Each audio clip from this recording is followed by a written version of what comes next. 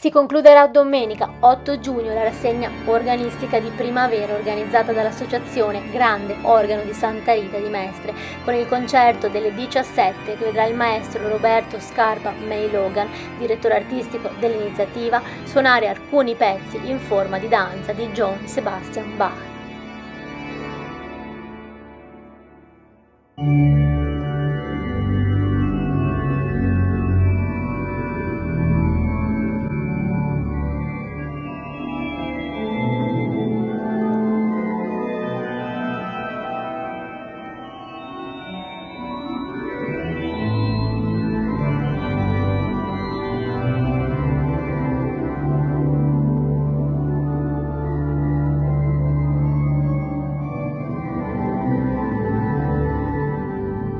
L'organo attualmente presente a Santa Rita è stato realizzato nel 1958 dalla rinomata ditta Tamburini di Crema.